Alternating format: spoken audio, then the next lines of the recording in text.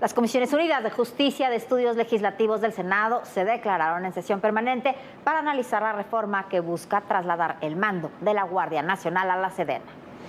Mire usted, a diferencia de la Cámara de Diputados, la discusión en la Cámara Alta se resolverá después de lo que dijeron que será el análisis en comisiones del Senado, no vía fast track.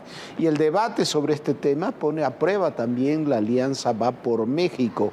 El PAN le dio un ultimátum al PRI para que retire la iniciativa de la diputada Yolanda de la Torre, que propone ampliar hasta 2028 el periodo en que la Secretaría de la Defensa Nacional puede realizar tareas de seguridad.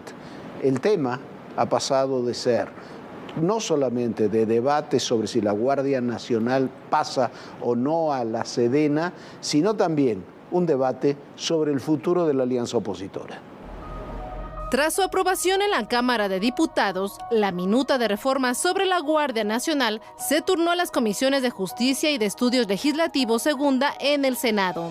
Incluye cambios a la Ley Orgánica de la Administración Pública Federal, a la Ley de la Guardia Nacional y a la Ley Orgánica del Ejército y Fuerza Aérea Mexicanos. El coordinador de Morena en la Cámara Alta aseguró que la iniciativa será analizada y discutida en un proceso legislativo plural y respetuoso. La vía rápida se desechó, se prefirió analizarla, discutirla. No tiene ningún costo, el costo es la democracia y que se escuche todas las voces. Se escuche a los grupos parlamentarios. Mientras que el bloque opositor adelantó que no acompañará la reforma. En estos momentos es absolutamente innecesario tocar el punto y legislar sobre ello, porque tenemos ya en rango constitucional la posibilidad de que de manera complementaria, de manera ordenada, fiscalizada y temporal, pueda el Ejército, la Marina, las Fuerzas Armadas Permanentes colaborar con la Guardia Nacional y no como proponen ahora en estas iniciativas. Nosotros estamos convencidos de que los problemas de seguridad ha pasado y pasa siempre por fortalecer las instituciones locales de seguridad pública y que estén en manos de la sociedad civil, las instituciones de seguridad pública. Y somos congruentes. Lo dicho por el senador Osorio Chong contrasta con su compañera del partido, la diputada Yolanda de la Torre, quien en San Lázaro propuso reformar el artículo 5º transitorio en materia de la Guardia Nacional, para ampliar de 5 a 9 años el periodo en el que la Secretaría de la Defensa pueda realizar tareas de seguridad. La iniciativa fue duramente criticada por el PAN y el PRD al considerar que violenta la moratoria legislativa que pactaron los tres partidos y exigieron que se retire o que se vote en contra. Sin embargo, el coordinador de los diputados del PRI aseguró que la propuesta de la diputada de la Torre está firme y tiene el respaldo de su bancada. Yo no le puedo pedir a una diputada que retire su iniciativa. ¿Usted qué pensaría si hago eso yo? Nosotros estamos muy ciertos que sin el ejército no se logra la paz, primero. Segundo, que no se puede regresar a los cuarteles si no hay mínimos de construcción de paz. Este miércoles comenzará el análisis del dictamen y de aprobarse la reforma subirá al Pleno del Senado en la sesión del jueves.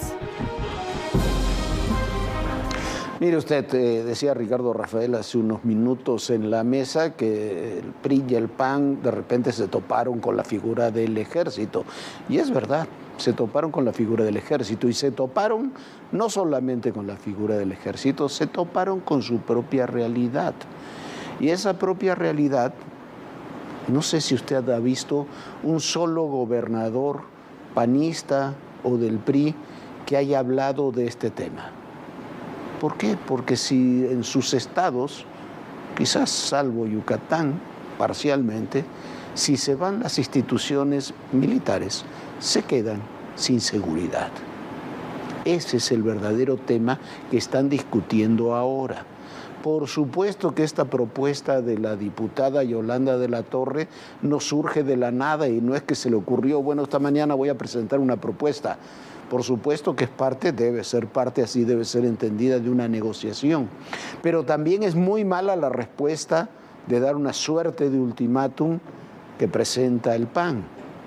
¿Por qué? Porque tienen que discutir. Aquí las cosas no se discuten. Unos dan ultimátums, los otros hacen aprobar leyes sin cambiarles ni una coma. Y yo no he escuchado de ninguno de los actores, ni del oficialismo ni de la oposición, qué propuesta de sistema policial quieren para el país. ¿Qué es lo que está proponiendo esta diputada del PRI, que aparentemente tendría apoyo para eso del grupo de Alito, de Alejandro Moreno, de Rubén Moreira? Usted ahí lo vio. Ampliar de 5 a 9 años la participación que está establecida ahora en las leyes hasta marzo del 2024. Sería como mínimo hasta 2028. ¿Eso qué implica? Que las cosas seguirían igual que están ahora, por lo menos hasta bien entrado el año 2028. ¿Qué es lo que ocurre con esto? Que no se tiene realmente una respuesta. Sí puede ser una salida a una crisis si las leyes que llevó el presidente ahora no se llevan a votar en el Senado, pero me parece que la discusión, el debate tiene que ser mucho más profundo y no lo estamos teniendo. Yo me quedo solamente con un dato: el sistema policial nacional, ¿para cuándo lo vamos a discutir? Tiene razón Moreira cuando dice hay que respetar al ejército, se requiere el ejército para las tareas de seguridad. Tiene razón Osorio Chong cuando dice tenemos que apoyar sistemas policiales fuertes en los estados. Tiene razón Morena cuando dice si quitamos al ejército de la seguridad no tenemos con quién reemplazarlo. Tiene razón el PAN, o ya ha tenido razón el PAN durante mucho tiempo al hablar de que el ejército participara en la seguridad. Pero ahora ha cambiado la jugada. Eso es lo que tendría que estar sobre la mesa de debates y lo que no se está discutiendo. A ver qué es lo que sucede mañana en el Senado de la República. ¿Por qué? Porque si simplemente nos vamos a quedar con estas argumentaciones, le voy a decir lo que va a pasar. La iniciativa presidencial va a pasar. El PRI votará dividido. Si el PRI vota dividido, el grupo de Alito y el grupo de Moreira se quedarán con la dirigencia del partido y habrá militantes del PRI que seguirán con la alianza con el PAN. La alianza opositora probablemente fracase y por lo menos en el 23 cada uno de los partidos van a ir por su lado. Bueno, y ese es el panorama que se pinta en el tema político y sucesorio en el país. Y bueno, vamos a otro tema central en la agenda de la justicia. La Suprema Corte de Justicia de la Nación aplazó para el jueves la votación para definir si se mantiene o no la prisión preventiva oficiosa en México. Solo 4 de los ministros están a favor del proyecto, los otros 7 están en contra porque piden una interpretación que se flexibilice con el término prisión oficiosa. Y lo que dicen también estos ministros es que es algo que ya se votó en las cámaras y que es anticonstitucional que ellos lo puedan mover. Así están las cosas. La Suprema Corte de Justicia de la Nación dejó pendiente la votación sobre la prisión preventiva oficiosa. Será el jueves cuando los ministros se pronuncien con su voto sobre el proyecto del ministro Luis María Aguilar, quien pidió ese plazo, para considerar si replantea el proyecto o lo retira. Yo pido a sus señorías y al señor ministro presidente que no se tome la votación hoy mismo, para que a su vez me permitan analizar, reflexionar, inclusive para poder asumir o contradecir algunas de las reflexiones que se han sustentado aquí, y el próximo jueves me permitan hacer una exposición al respecto. Los ministros Ana Margarita Ríos Farjat, Javier Lainez Potisek y Jorge Mario Pardo Rebolledo se sumaron a Yasmín Esquivel Moza, Loreto Ortiz Half y Alberto Pérez Dayán, quienes ayer se pronunciaron en contra del proyecto al argumentar que a la Corte no le corresponde reformar la Constitución. El ministro Juan Luis González Alcántara Carrancá dijo que si bien está en contra de la prisión preventiva oficiosa, no está a favor de inaplicar lo que establece la Constitución, porque los ministros están obligados a respetarla y protegerla. Solo los ministros Arturo Saldívar, Norma Lucía Piña y Alfredo Gutiérrez apoyaron la idea de inaplicar el artículo 19 por violar derechos humanos que prevén tanto la propia Constitución como tratados internacionales. A mí me parece clarísimo que la prisión preventiva oficiosa viola el principio de presunción de inocencia, que la Corte lo había reconocido desde hace tiempo y desde 2008 está en nuestra Constitución. La mayoría de los ministros negó tener la facultad para modificar la Constitución. Inaplicar el día de hoy una disposición de nuestra ley fundamental equivale a invalidarla. Y eso sí representa un punto de no retorno en la historia constitucional de México. Jamás podríamos volver. Una vez tocada por nosotros así la Constitución, esa puerta quedará siempre abierta.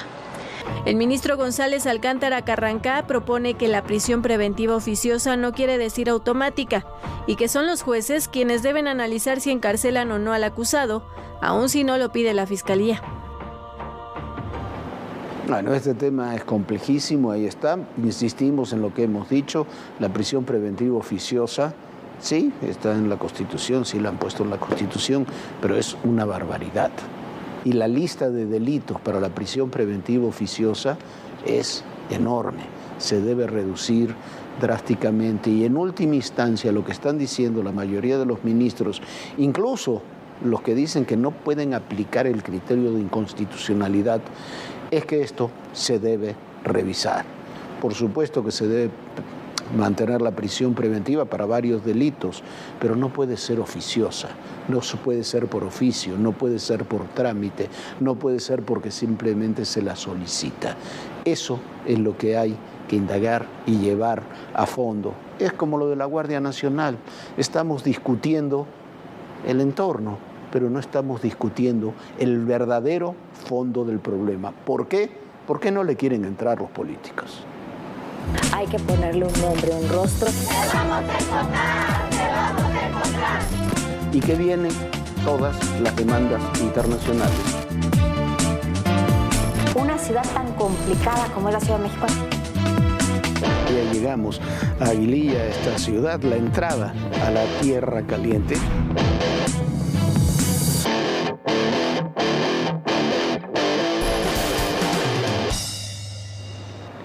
Y hoy aquí en Todo Personal comenzamos una nueva sección que se llama Sucesión. Todavía en la política nacional no serían tiempos de pensar en la sucesión presidencial, pero ha sido desde el propio Palacio Nacional que ese proceso se ha iniciado e incluso se ha afirmado que ya dentro de un año, para estas fechas, ya sabrán quién está designado y quién será el próximo aspirante, mujer o hombre de Morena, para el 2024. Falta poco y falta mucho para el 2 de junio del 2024, cuando se realizarán las próximas elecciones federales. Pero los presuntos aspirantes ahí están y sus movimientos cada día están más influenciados por el proceso sucesorio. Y también el de quienes van asumiendo el respaldo de las llamadas corcholatas. Es un nombre muy desagradable, nosotros no vamos a hablar de corcholatas aquí. En realidad, precandidatos, aspirantes presidenciales, no solo del oficialismo, sino también, por supuesto, de la oposición.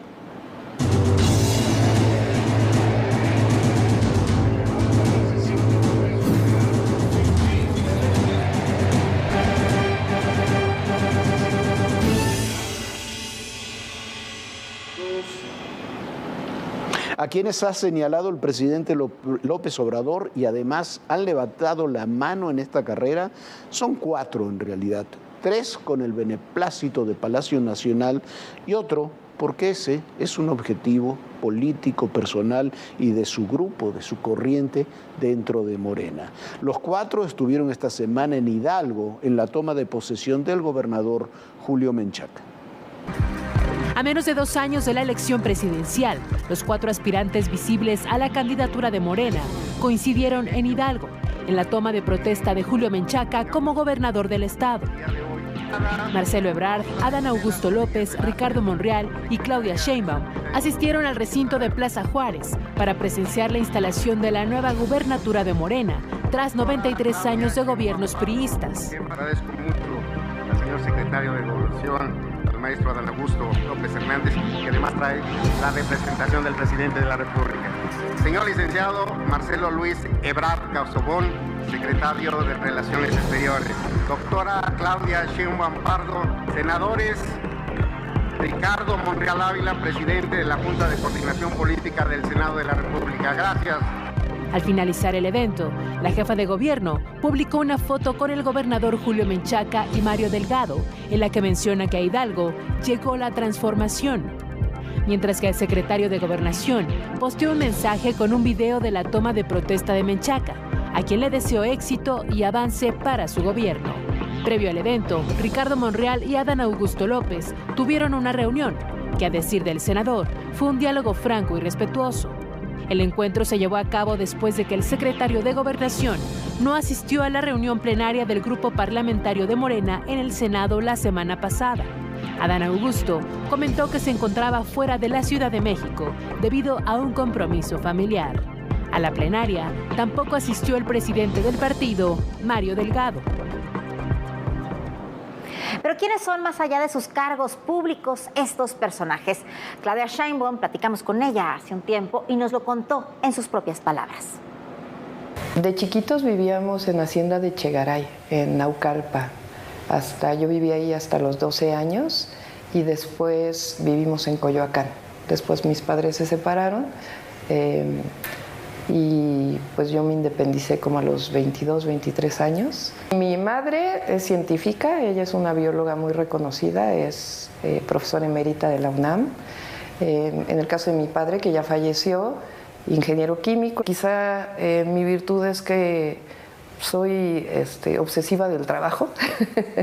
Entonces, esto que yo hago en la política como servidora pública, para mí es una responsabilidad. Es decir, yo estudié, tengo mis estudios, tengo mis conocimientos, me puedo quedar en la universidad, pero me parece más importante aplicar estos conocimientos para transformar nuestra realidad. Es decir, no basta con que una mujer llegue a un puesto de dirección, hay que reconocer desde estos espacios las dificultades que tienen las mujeres para llegar a estos sitios y poder desarrollar políticas que apoyen a las mujeres. Bueno, esta mujer y estos tres hombres tienen mucho más para decir sobre ellos. Es una entrevista, una magnífica entrevista que hizo Viviana con Claudia Sheinbaum cuando era candidata a la Ciudad de México. Usted sabe que ganó, nuevamente es la jefa de gobierno y nuevamente está en esta carrera. La personalidad y la trayectoria de estos personajes es muy importante. Mire usted, muy rápidamente, le vamos a hablar de otros dos de estos aspirantes a vivir 6 años ahí en Palacio Nacional. Marcelo Ebrard, el titular de la Secretaría de Relaciones Exteriores, es un hombre con una larga trayectoria política. Marcelo Ebrard comenzó con Manuel Camacho desde los años 80, desde cuando era muy joven, acababa de salir del Colegio de México. Fue mano derecha durante mucho tiempo de Manuel Camacho en el gobierno de la ciudad, durante el gobierno de Carlos Salinas de Gortari.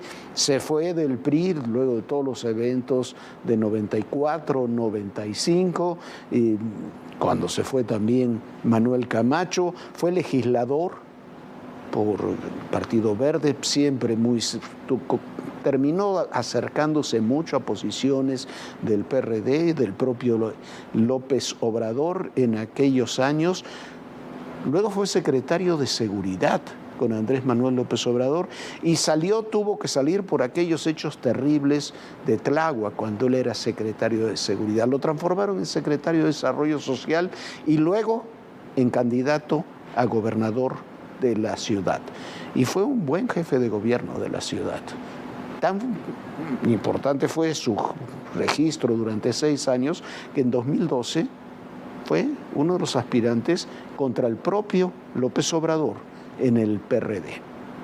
En un evento que fue muy platicado, dejó esa lucha por esa candidatura para que López Obrador fuera el candidato. Pasaron 6 años y regresó como canciller en el gobierno del presidente López Obrador. Adán Augusto López es un hombre completamente diferente a Marcelo. tienen características completamente diferentes. Es un hombre muy cercano de familias a López Obrador durante muchos años. Fue el gobernador de Tabasco en una lucha incluso entre varios grupos políticos de Tabasco que se disputaban en 2018, antes había sido senador, en 2018 se disputaban la candidatura, tiene toda la confianza personal y la amistad de López Obrador. Algunos dicen que es como su hermano. Hay que ver cómo se heredan los poderes a los hermanos, a los hijos, a los sobrinos, pero lo cierto, dicen que es como su hermano. Es secretario de Gobernación, entró como secretario de Gobernación al mismo tiempo que se iba Julio Scherer de la Consejería Jurídica, que actuaba prácticamente de facto como el encargado, un secretario de Gobernación alterno que se encargaba de muchas negociaciones. De esas áreas se encarga ahora Adán Augusto López, que no comenzó como secretario de Gobernación con esa aspiración, pero muy rápidamente fue puesto en ese juego y también tiene posibilidades serias de poder trascenderlo. Pero hay un cuarto aspirante que quiere llegar también a Palacio Nacional recorriendo otros caminos dentro de Morena, Viviana. Y ese cuarto personaje es Ricardo Monreal, y con él también platicamos, y esto fue lo que nos contó de su historia personal. Soy hijo de una familia campesina, 14 hermanos. A la política nos dedicamos solamente 3. Todos son trabajadores de su actividad, son médicos, abogados, odontólogos, licenciados en ciencia y comunicación. Es decir, todos están trabajando, pero me llevo muy bien con todos. Yo renuncié al PRI en el 97, después de haber sido diputado 2 veces y senador. Era senador y luego diputado, y luego fui candidato a gobernador ya por la izquierda. El que se dedica a la política tiene que tener como visión muy clara que la tolerancia es parte fundamental de tu éxito. No se requiere sino ser prudente, tolerante, cuidadoso, muy, muy prudente. No reaccionar violentamente, escuchar. A mí, en lo personal, me gusta servir, me gusta mucho hacer cosas, me gusta hacer obras, caminar con la gente, escucharla, resolver problemas, me gusta mucho. Bueno, y como bien lo ha dicho Ricardo Monreal, como me lo platicó hace un poco de tiempo, a él le gusta ser prudente, le gusta negociar, y bueno, hemos visto que ha tenido un gran poder de negociación dentro de la Cámara del Senado, y bueno, ahí está, no es de los que más suenan, pero está ahí y no ha soltado, así que Ricardo Monreal sigue y sigue firmemente, cada vez más firme en esta sucesión, Jorge. Sí, y con una carrera, con un camino, no con una carrera, con un camino diferente de los otros 3 aspirantes. Los 4 tienen aspiraciones.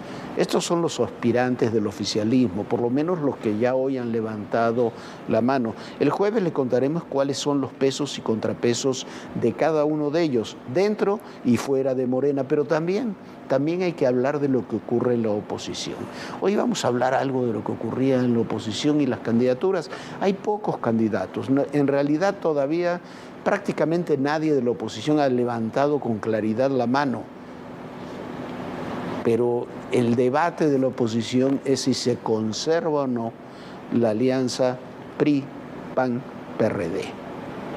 Una alianza que está hoy en riesgo por lo que sucede con la Guardia Nacional.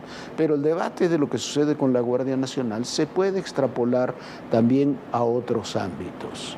Por ejemplo, la elección del Estado de México.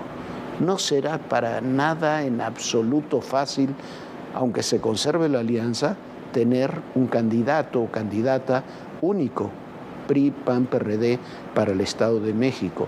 No será fácil tampoco tenerlo para Coahuila o tenerlo para un bastión ya en el 24 tan importante como la Ciudad de México. De todos esos y muchos otros temas le estaremos platicando aquí en esta sección de sucesión a lo largo de estos largos meses que quedan.